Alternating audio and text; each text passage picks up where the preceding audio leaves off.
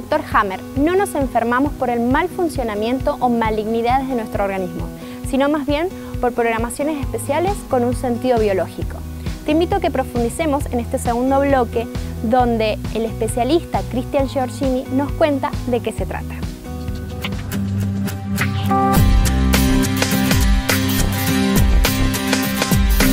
La tercera ley de Hammer. La tercera ley de Hammer, él habla de la relación y hace la relación entre el desarrollo embrionario y un tumor. ¿Qué significan estas 4 etapas? Son las 4 etapas del proceso evolutivo, en donde, por ejemplo, de una manera sencilla, la célula al nacer nace en un ambiente acuático, o el embrión nace en un ambiente acuático. ¿Qué es lo primero que va a hacer? Lo primero que va a hacer es tratar de sobrevivir a ese ambiente. Entonces de ahí va a desarrollar todos los órganos y sentidos adaptados a la supervivencia. Entonces por ahí, por ejemplo, ahí aparecen los órganos de la respiración, los órganos de la digestión, o sea, el respirar, el alimentarse, el reproducirse, porque tiene que ver, digamos, con multiplicar la especie, y el eliminar eso que uno ingiere. Entonces, de ahí vemos toda la relación que decimos que hay en la primera capa de supervivencia, que tiene que ver con el adaptarnos a sobrevivir. Entonces, bien, en esta tercera ley de Hammer es como que él muestra, digamos, cómo biológicamente crece nuestro cuerpo o cómo se ha desarrollado. Y de ahí todas las memorias que podemos llegar a tener en torno a todos los órganos, síntomas o comportamientos que se pueden desarrollar en nuestra biología. Tal cual. De ahí que, por ejemplo, también solemos decir, dentro de los que hacemos descodificación, decir, bien, hay un síntoma puntual específico, el primero que vemos a qué capa embrionaria responde. Porque en base a eso tenés como una referencia, tal cual. Que te va a hacer alusión a que si la persona está o en una etapa en donde necesita sobrevivir, o necesita protegerse, o necesita desplazarse, o necesita comunicarse, entonces desde ahí como que tenés una hoja de ruta más fácil, digamos.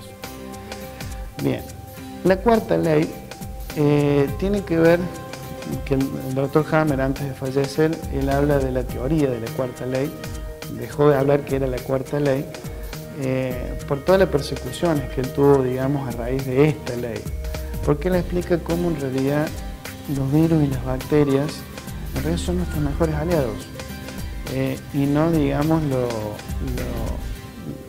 como se cree que, digamos, que hay que combatir a los virus, que hay que combatir a las bacterias. Porque, a ver, por ejemplo, si nos quemamos la mano, obviamente con una fuente de calor, ¿qué va a aparecer? Una ampolla. Dentro de esa ampolla, a ver, ¿cómo se genera esa ampolla? A través de virus y bacterias que son las encargadas de, o sea, lo estoy haciendo como muy sintético, por supuesto que hay muchos términos médicos ahí en el medio, pero por ejemplo, son virus y bacterias que van a desencadenar como un pus, que van a hacer que comer todas las células que están muertas, que están quemadas, y regenerarlas. Entonces ahí es donde decimos, mira el trabajo que están haciendo los virus y las bacterias. Lo cierto es que, por ejemplo, para que la biología cree un tumor, necesita de un virus o una bacteria específica que multiplique esa capacidad. Lo mismo el cerebro hace cuando saca el tumor, cuando lo hace de forma biológica y no de forma quirúrgica como ir a una intervención médica, digamos. Y la biología, ¿qué es lo que hace? Cuando soluciona el estrés, que por ejemplo el lugar donde creó el tumor, manda el orden a la inversa y elimina el tumor. ¿Y cómo lo hace? A través de virus y bacterias. Entonces, él ahí explicó, digamos, en la cuarta ley, con profundidad, cómo funciona esto de los virus y las bacterias. La quinta ley de Hammer es la que él habla, o la ley de la quinta esencia, digamos, en donde hace alusión de que en realidad detrás de todo este comportamiento psicobiológico y las respuestas que se generan de adaptación no son más que una forma de sobrevivir ante las situaciones que nos suceden. Entonces habla de, digamos, como el enfoque final que tiene todo esto, que en realidad es ayudarnos a sobrevivir, que mientras, como por ejemplo decía Carl Gustav Jung, no hagamos consciente nuestro inconsciente, todo lo que sucede nosotros lo llamaremos destino.